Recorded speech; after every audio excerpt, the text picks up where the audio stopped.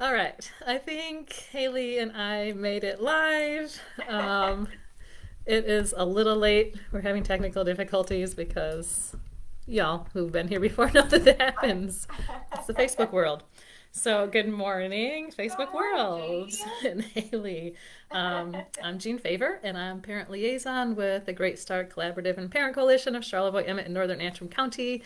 Hopefully, you're on our Facebook page right now, and you're watching us live. If you are here, if you pop in, let us know in the comments. I'm here today with Haley Schneider from the Women's Resource Center of Northwest, Northern Northern Michigan. Michigan.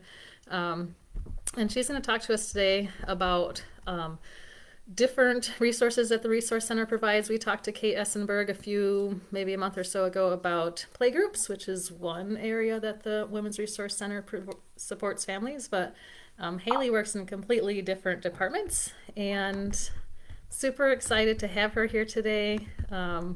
And I don't know if you want to introduce yourself, Haley, and kind of Oh, let us know how long you've been doing this work or where you're sure. at. Yeah, thanks, Jean. Really happy to be here today and take this opportunity to talk about the essential services that the Women's Resource Center of Northern Michigan provides.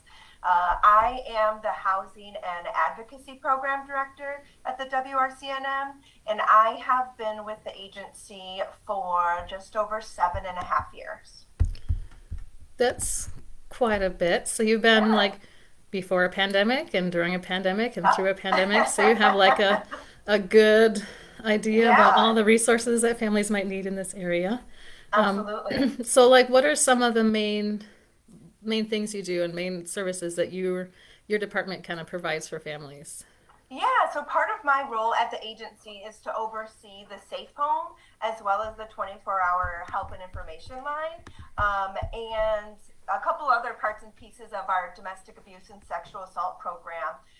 But today, I really wanted to focus on our Safe Home as well as our 24-hour help and information line and chat a little bit about those two really important pieces of our services, and let folks know how you can access those and possibly answer any questions about those.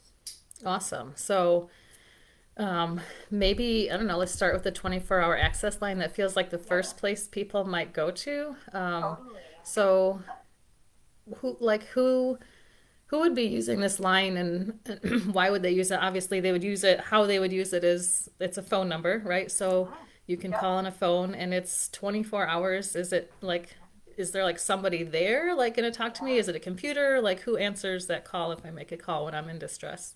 Yeah, good questions. So it is a phone number.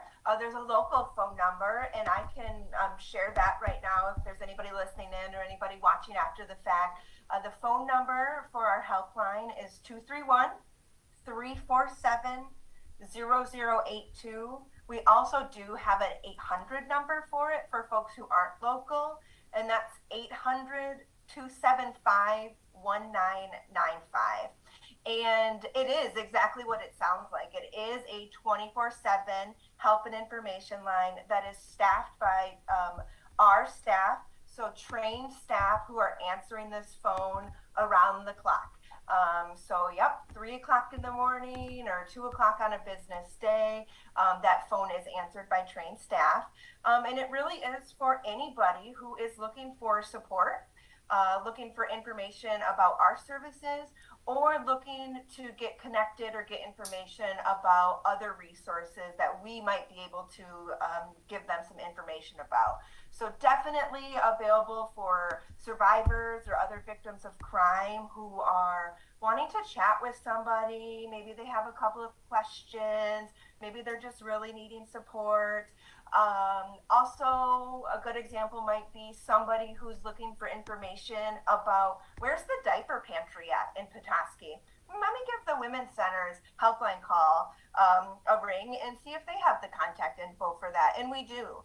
So we definitely provide a lot of different local resources and information to folks on the helpline. And we want want people in the community to know that we really are here 24/7 to support you in whatever you're going through. And so we tell folks to call in on a good day too. You don't have to be in crisis. You can call if you're just looking to chat with somebody. What's really incredible about the helpline is it is anonymous. So when you call, you don't have to identify yourself. You don't even have to give us your first name. We're not going to ask you for that information. So that really helps callers be a little bit more comfortable and know that their private information is protected and they don't have to give that out on the helpline. It's also the way to access a lot of our services or to learn about our services. So questions about different services that the Women's Center might offer, wanting to make an appointment with an advocate, wanting to get connected to somebody to chat about the Safe Home. Maybe you have questions about how it works, or maybe you're needing Safe Home. The helpline is the right place to call. So it's really a one-stop shop for anything. And so again, that number is 231-347-0082. That's awesome. So you said that's for anybody to call. Yeah. But it's called the Women's Resource Center. So if I'm not a woman, Yeah. am I like, can I get resources too? Can I get support Absolutely. through that number? Yep. It's for anybody. It's for anybody. Yeah. And you also said here's the local number and for non-locals. So Yeah. if you're out of the area, Yeah. this is still a number to call for support and help. Yeah, absolutely. We do get calls from folks who are definitely out of our area, sometimes from out of our state. That number we do publicize, so it is available on the internet. It's on our website. And so sometimes we get callers who are from out of state and they're looking for services in their area. And so what we do to support those types of callers is we help them navigate that. We figure out where they're calling from, what is it that they're looking for, and we can help get them connected to resources in their area. So we're often connecting folks to the National Domestic Violence Hotline, giving them that resource, and then that DV hotline can get them connected to the program that's in their area. Awesome. Yeah, that sounds like a really valuable number Yeah. to have on Absolutely. hand. So we'll definitely put that in the comments Perfect. before, after we're done here. So before we Yeah. get that posted. So yeah, incredible. So you can call that number, get information, get access to other resources. Does that other, like, is there also, because you also want to talk about the Safe Home, like, is that like an intake number, or is that something like if they're calling and saying, I need a place to be, or evaluate or whatever it is, how does that work? Like, what's the Yeah. next step for that? Yeah, so great segue right into that, into talking about the Safe Home. So if you are unsafe due to domestic violence or sexual assault, we do have a Safe Home available for you and your family members. And we have that available for anybody who is calling from Charlevoix, Sheboygan, Emmett, Antrim, or Otsego counties. So those are the 5 counties that the Women's Resource Center of Northern Michigan offers services to. So if you're calling from one of those counties and you are needing to leave your home due to domestic violence or sexual assault, maybe you just need a temporary place to stay for a night. Maybe you have no idea how long you need a place to stay for because you're in crisis. The helpline is the number that you'll call to find out about the Safe Home. And so our Safe Home is available for women. So women and their family members can stay at our Safe Home. It's a community living setup. So that means it's a shared living space other than the bedrooms. So shared kitchen, living room, bathrooms, dining room, playroom for the kiddos. Those are all shared spaces. And then we like to try to give families each their own bedroom. And our Safe Home is also staffed 24/7. So around the clock, we have trained staff on site here with the families at the Safe Home. And the women who stay at the Safe Home also have an advocate who is on site to work with them, to support them, and really help them navigate what they're going through in life. That sounds also really valuable. Yeah. So, Yep. is Very there like influential. transportation assistance, like to get there, and like how Sure. long can you stay? What are the requirements or? Yeah, really good questions. So there's really not a lot of requirements. Um, It is for women, and you do have to be over the age of 18 if you are the survivor who's needing the safe home for safety. And then your family members can come with you and stay here as well. Staff sometimes are able to provide transportation assistance while you're staying at the safe home. And if you are needing to enter safe home and you don't have a way to get here, staff will absolutely support you in brainstorming and figuring out the best way to do that. It might be a cab that the agency could pay for. It might look like a staff person actually coming and picking you up and bringing you to the safe home. Um, and there is not a set time limit on how long families can stay at the safe home. We recognize that everybody's situation is unique, and so we really handle that on a case by case basis.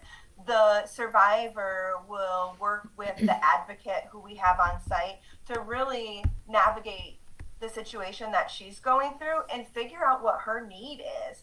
So the length of stay is really based on the survivor's need. And everybody who comes here needs something different. So, like I said earlier, some women need just a night. Some women need a couple of weeks. The bottom line is it's definitely a temporary place to stay. So it certainly is not housing families for long term. It's really a stepping stone in their journey. So it's a temporary place for them to come and get safety, get support, get some services, and then staff are here to help them figure out what the next step in their journey is going to be. That sounds really great. And so, does Women's Resource Center, like at the Safe Home, like help support families? Like, I mean, I'm thinking kiddos needing to get to school and, Yep. getting to work and that sort of thing. Still, like, Yeah. is that part of the Yeah. whole thing? Just trying That's to all work part with of it and it. getting it all. Yep. Yeah. Yeah, so we have staff here who work with the homeless liaisons at the school who help coordinate the busing for the schools, can come right to the safe home and pick up the kiddos. If that's not available, staff will work with the schools to figure out what the school and what our staff can do to support the families to get the kids to school. And then the advocate is supporting mom in all sorts of different things that she's going through. Oftentimes, women are navigating through the criminal justice process, or maybe they're working with Friend of the Corps or Child Protective Services, lots of different system involvement. And so the advocate that we have here helps the women navigate through all of those different systems as well. Well, I think because as we met briefly before, one of my questions to you was like, what is one of the things you're kind of most proud of about the work you do there? And so I don't know if that's kind of part of when you're talking about all the systems work and Yeah. Yeah, a big part of our advocates role here at the Women's Center is to really be involved on a community level doing systems change work. And so for many, many years, our staff have been involved in creating community partnerships and creating a coordinated community response to figure out how the Women's Center can work with those different systems in the community to believe survivors and to support survivors. And so that's something we're very dedicated to. excellent. We've already been talking like 13, 14 minutes, Haley. So Yeah. I know there's a whole lot more we can Yeah. talk about. But what did we miss? What did we forget that we want to make sure we tell everybody out Yeah. there? Yeah, so this is actually really great timing as we're coming into fall. I did want to mention our Harvest Food Drive to folks who are listening in. Oftentimes we get community members who are wondering, how can I help? How can I support the Women's Center? How can I be involved? And the Harvest Food Drive is the perfect opportunity for that. And so what that is every fall, we really look to our community members and our community partners to help us really restock and refill the safe home with food and household needs for the families who stay here. And so what we have found in the last couple of years that works really well for us is if we encourage community members to donate gift cards to the agency. And then what our staff here at the Safe Home are able to do is go shopping with those gift cards and buy the families in the Safe Home exactly what it is that they need. That could be food or household items. What's really great about the opportunity to use a gift card and pick out exactly what we need is oftentimes we have folks who have specific medical needs or maybe specific dietary needs, and we're able to go shopping for them and buy whatever it is exactly that they need. And so you really are making a huge difference in families' lives when you do participate in that and donate to the Women's Center. And so I want to say thank you to the folks who have and will continue to donate. And to anybody who's considering it. If you have questions about that or you want more information about that, you can always check out our website, which is wrcnm.org, or that's another really great reason to call the helpline. Folks who are answering the helpline can also answer any questions for you that you might have about the Harvest Food Drive or just donating in general to the Women's Center. Cool. I like to I would see the helpline and think that that's like a 911 sort of call, Yeah. but it's not necessarily have to be just emergency based. Just Yep. all those things you said, any information you might need about the Women's Resource Center, Yep. or if you're in distress and need it. But we'll definitely put the Yeah. email address in the comments as well. And if you have any information about the drive, we can put that in there Sure. too. Okay. You can send that to me and we can get that in there. But Yeah, we can definitely do that. Okay. awesome. Anything Okay. else, Haley? No, thank you so much for your time today, Jean, and for bringing me on here and giving me a chance to talk about the Women's Resource Center of Northern Michigan. This agency provides such essential services to families in our community, and so any opportunity that we get to talk about that, we definitely want to be a part of that. So thank you. Well, it's a pleasure to have you and treasure of information here for us. So definitely glad to talk to you. And we'll get all those links in there so that people will be directed your way when they need help or have questions. And hopefully we will see you again soon. Yeah.